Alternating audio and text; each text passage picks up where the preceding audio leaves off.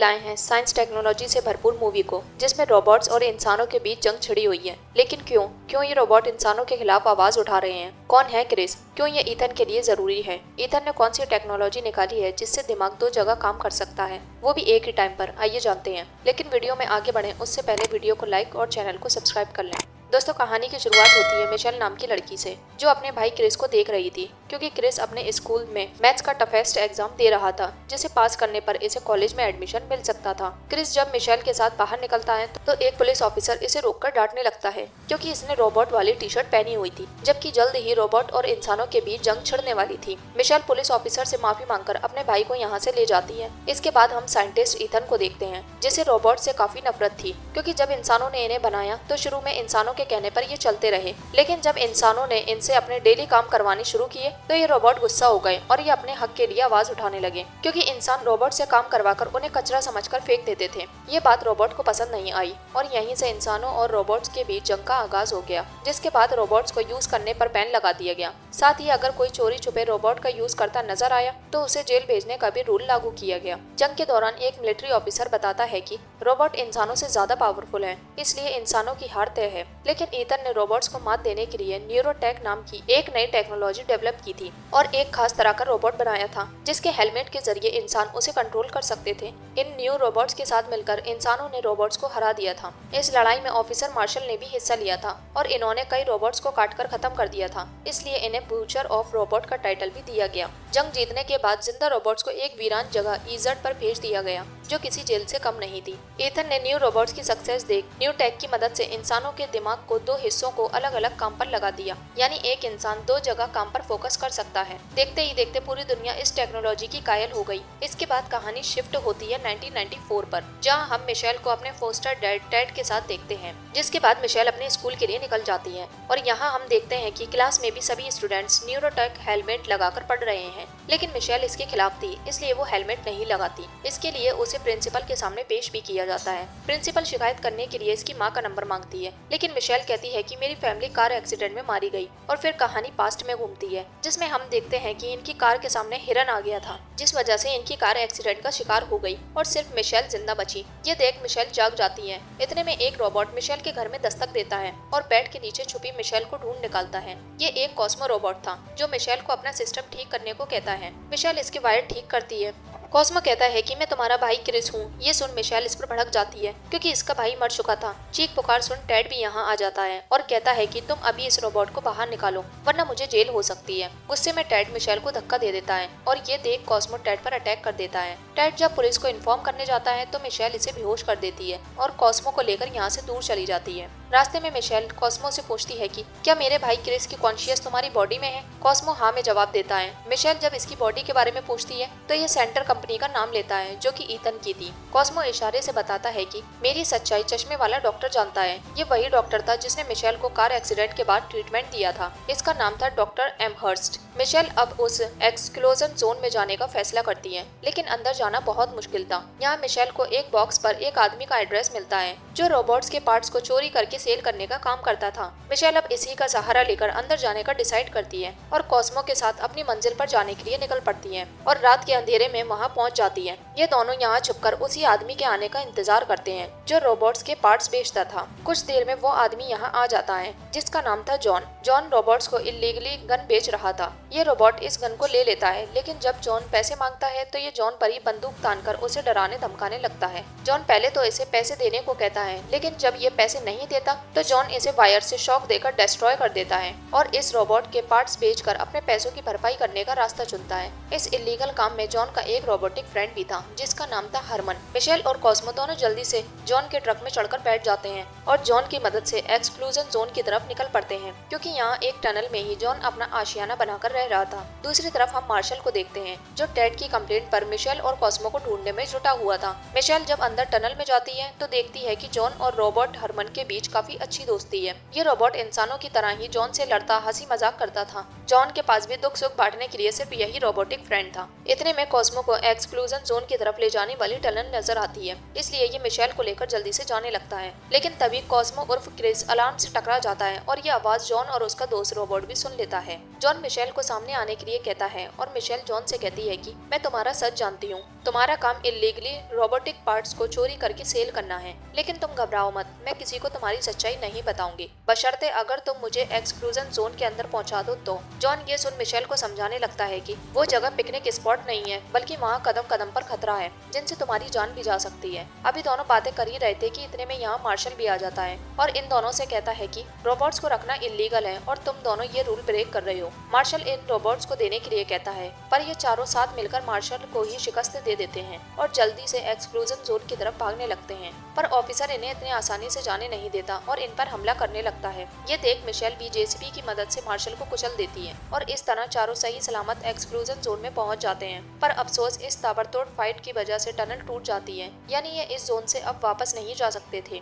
ये देख John Michel पर बहुत गुस्सा करता है और कहता है कि अगर हम एक साल और भी ऐसे पैदल चले तो फिर भी दूसरी टनल तक पहुंचना मुमकिन नहीं है। यही सोचकर जॉन इमोशनल हो जाता है, पर इसका दोस्त रोबोट हरमन इसे समझाता है कि हमारा एक दिन पकड़े जाना तय था, इसलिए अब भलाई इसी में है कि हम मिशेल का साथ दें, क्योंकि अगर ये अंदर आ सकती है तो यकीनन बाहर निकलने का रास्ता भी जरूर जानती होगी। यहीं पर जॉन का एक गैराज भी था जहाँ जॉन चोरी किया हुआ सामान रखता था और यहाँ एक बहुत बड़ा मैकेनिकल रोबोट भी था जिसमें सिर्फ एक ही इंसान बैठ सकता था। हरमन इस प्रॉब्लम का सॉल्यूशन निकालता है और सभी लोगों को वैन में अपने कंधे पर बिठाकर आगे का सफर तय करता है। रास्ते में मिशेल जॉन से कहती है कि तुम तो एक मिलिट्री ऑफिसर थे, तुम्हारा काम रोबोट्स को मारने का था, पर फिर तुमने रोबोट से दोस्ती क्यों की? इस पर जॉन कहता है कि लड़ाई के दौरान मैं बुरी तरह घिर चुका था और बस बनने ही वाला था, लेकिन तभी हरमन मुझे दुश्मनों से बचाकर एक सेफ जगह ले गया। पर कुछ दिन बाद ऑफिसर ने हम दोनों को ढूंढ लिया और रोबोट रखने की वजह से मुझे और रोबोट को मारने की कोशिश की, लेकिन हम दोनों बचकर भाग निकले। इसके बाद सीन शिफ्ट होता है ईथन पर, जो अपनी माँ के साथ टाइम बिता रहा था, लेकिन तभी ग्लिच आने लगता है और खुलासा होता है कि ये उसकी रियल माँ नहीं बल्कि उनका डिजिटल अवतार है। ग्लिच को देख ईथन डॉक्टर से बात करता है और कहता है कि अगले प्रोडक्ट में कोई कमी नहीं होनी चाहिए,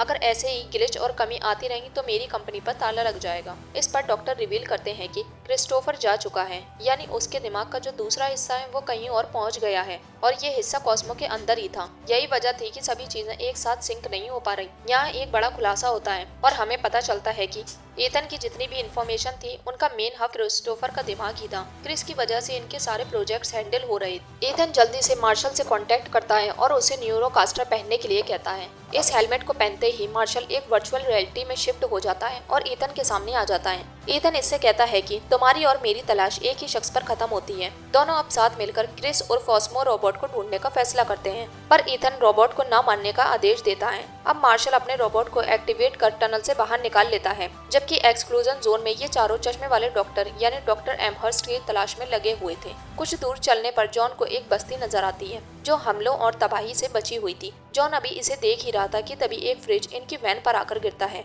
और ये हमला किया था रोबोट्स ने। रोबोट्स इन पर ताबड़तोड़ चीजें फेंकते हैं और इन चारों को अपने कंट्रोल में ले लेते हैं और फिर इन्हें अंदर लाया जाता है, जहां रोबोट्स काफी ज्यादा तादाद में थे, लेकिन ये किसी को मारते नहीं हैं। इतने में इन रोबोट्स का बॉस मिस्टर पीनट बाहर आकर इनसे कहता है कि तुमने समझौते का उल्लंघन किया है, अगर इंसान तुम्हें ढूंढते हुए यहाँ आ गए तो वो हमारी इस छोटी सी दुनिया को खत्म कर देंगे। पीनट इन्हें यहाँ से जाने के लिए कहता है, पर मिशेल कहती है कि मेरे भाई को एक डॉक्टर ने कैद करके रखा है और मैं अपने भाई क्रिस को लेकर ही यहाँ से जाऊंगी। ये सुन पीनट को समझ नहीं आता कि आखिर डॉक्टर ने बच्चे को क्यों किडनैप किया, लेकिन फिर पीनट कहता है कि पहले यहाँ एक डॉक्टर हुआ करता था, पर फिर मैंने उसे यहाँ से भगा दिया। ये बात काफी साल पुरानी थी, इसलिए जॉन को लगता है कि वो डॉक्टर अब यमराज लोग पहुँच गया होगा। मिशेल को लगने लगता है कि अब वो क्रिस तक नहीं पहुँच पाएगी, पर तभी रात में एक फीमेल रोबोट इसके पास आकर इसे एक लेटर देती है जो मिस्टर क्लार्क ने उसे क्रिस की फैमिली को देने के लिए कहा था। लेटर में उसका एड्रेस भी था, लेकिन ये जगह काफी खतरनाक थी।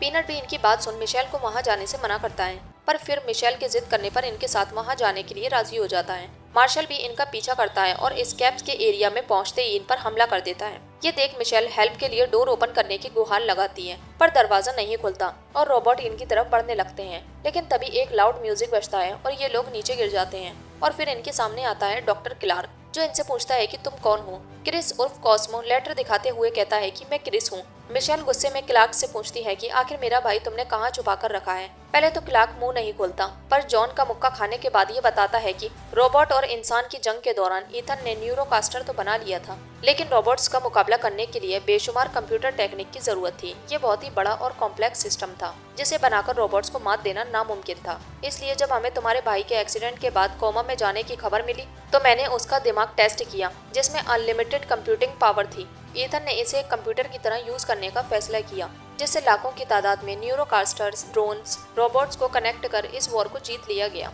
लेकिन इंसान और रोबोट्स के बीच पीस एग्रीमेंट होने के बाद भी ईथन ने तबाही मचानी जारी रखी और फिर एक दिन क्रिस कोमा से बाहर निकल आया। यह देख क्लार्क ने क्रिस को रिहा करने के लिए कहा, लेकिन इतने सारे सिस्टम क्रिस के दिमाग से जुड़े होने के कारण ईथन ने क्रिस को नहीं छोड़ा क्योंकि इसकी कंपनी बंद हो सकती थी। क्लार्क की आवाज दबाने के लिए इसे भी मारने की कोशिश की गई, पर क्लार्क जैसे तैसे अपनी जान बचाकर भाग गया। क्लार्क कहता है कि जाने से पहले मैंने क्रिस और भारी नेटवर्क को आपस में कनेक्ट कर दिया था, इसलिए कॉस्मो के जरिए क्रिस तुमसे बात कर पाता है। मिशेल क्रिस को ले जाने का कहती है, पर इतने में यहाँ मार्शल आ जाता है और इन पर अटैक कर देता है। ये देख सब लोग जल्दी से इधर उधर भागने लगते हैं ताकि अपनी जान बचा सकें, लेकिन मार्शल गुस्से में पीनट के सर को तोड़ देता है। लेकिन क्लार्क हिम्मत करके मार्शल का सामना करने आ जाता है, पर ईथन का रोबोट इसको शूट कर मार देता है। हालांकि ये बात मार्शल को अच्छी नहीं लगती क्योंकि इनके दुश्मन इंसान नहीं रोबोट थे। इसके बाद ईथन क्रिस उर्फ कॉस्मो को पकड़कर यहाँ से ले जाता है, लेकिन मार्शल ईथन की बेरहमी और लालच देख हैरान रह जाता है। इधर क्रिस को एक्सप्लोजन जोन से बाहर निकाला जाता है और ईथन देर न करते हुए क्रिस के दिमाग और बॉडी को जोड़ देता है। ऐसा करते ही न्यूरोकास्टर की सारी कमियां दूर हो जाती हैं। मार्शल ईथन से आकर कहता है कि तुमने मुझे क्यों नहीं बताया कि कॉस्मो रोबोट में इंसान की जान है, लेकिन ईथन खुद को सही दिखाने के लिए कहता है कि मैंने जो भी किया इस दुनिया में शांति बनाए रखने के लिए किया। क्रिस की मदद से हमने जंग को शांत किया। इधर मिशेल और जॉन दोनों ईथन के खिलाफ जंग करने के लिए तैयार हो जाते हैं। मिशेल इस वॉर में पीनट का भी साथ मांगती है, लेकिन पीनट मना कर देता है क्योंकि ईथन के आगे इनकी पावर 0 थी। लेकिन मिशेल फिर भी किसी तरह पीनट को राजी कर लेती है और एक्सप्लोजन जोन के हेडक्वार्टर पर अटैक कर देती है। इस भागदौड़ में मिशेल चुपके से अंदर चली जाती है, जबकि ईथन के रोबोट जॉन और उसके साथियों को घेर लेते हैं। लेकिन जॉन और इसके सभी साथी रोबोट्स को मजा चखा देते हैं, इसलिए ईथन अपने और रोबोट्स बेचता है और फिर अपने रोबोट्स की शिकस्त होता देख खुद भी मैदान में उतर आता है। इधर मिशेल क्रिस के पास चली जाती है जो लाइफ सपोर्ट पर सरवाइव कर रहा था और इससे सिर्फ न्यूरोकास्टर के जरिए ही बात की जा सकती थी। दूसरी तरफ लड़ाई में मार्शल पीनट के सामने आ जाता है और कहता है कि मैं आज एक ऐसे आदमी से मिला जिसके पास रोबोट से भी कम इंसानियत थी। मार्शल इस लड़ाई का हिस्सा न बनकर खुद को डिस्कनेक्ट कर देता है। वहीं मिशेल क्रिस से खुद को कनेक्ट कर लेती है और उस जगह में पहुंचती है जहां दोनों बचपन में साथ रहते थे। मिशेल क्रिस से साथ चलने को कहती है, पर क्रिस मना करते हुए कहता है कि मेरी बॉडी कमजोर हो गई है, मेरे पास ज्यादा वक्त नहीं है। पिछले वक्त जो कुछ भी हुआ उसका जिम्मेदार मैं हूँ, क्योंकि मेरे जरिए ही ईथन ने तबाही का खेल शुरू किया। इसलिए अगर मैं जिंदा रहा तो इंसानियत का विनाश हो जाएगा, इसलिए अब तुम्हें मुझे मारकर इंसानियत को बचाना होगा। इधर हरमन लड़ते हुए डिस्ट्रॉय होने लगता है और जॉन अपने दोस्त को देख काफी इमोशनल हो जाता है। दूसरी तरफ मिशेल अपना दिल मजबूत करके क्रिस का लाइफ सपोर्ट सिस्टम ऑफ कर देती है और फिर पूरा न्यूरल नेटवर्क कोलैप्स हो जाता है। सारे रोबोट्स डिस्ट्रॉय हो जाते हैं, सभी न्यूरोकास्टर बेकार हो जाते हैं और अब पहली बार लोगों ने दुनिया को अपनी आंखों से देखा था और महसूस किया कि दुनिया कितनी हसीन है। इधर जॉन हरमन को खोने के बाद बच्चे की तरह रोने लगता है और कहता है कि अब मैं किसके साथ रहूंगा। इतना कहते ही हरमन बाहर निकल आता है और दोनों दोस्त फिर से एक साथ होते हैं। क्रिस की डेथ के बाद पूरी स्टॉक मार्केट क्रैश हो जाती है, सड़कों पर गाड़ियों का मेला लग जाता है, यानी दुनिया में खलबली मच गई थी। आखिर में पीनट ईथन को पुलिस के हवाले कर देता है, लेकिन हर कोई जानना चाहता था कि ईथन की सच्चाई कौन बहादुर लड़की सामने लेकर आई। जॉन के कहने पर मिशेल सबके सामने आती है। इसके बाद कॉस्मो को दिखाया जाता है जिसमें क्रिस का ब्रेन अपलोड किया गया था, लेकिन अब इसे कूड़ा समझकर फेंक दिया गया था। लेकिन जब एक डॉग पानी पी रहा होता है तो इसे कॉस्मो की परछाई नजर आती है जो कि जिंदा था, यानी क्रिस की डेथ नहीं हुई थी। और इसी के साथ मूवी दी एंड हो जाती है। तो दोस्तों, कैसी लगी आपको ये कहानी कमेंट में जरूर बताएं। वीडियो पसंद आई हो तो इसे दिल खोलकर लाइक और चैनल को सब्सक्राइब कर लें।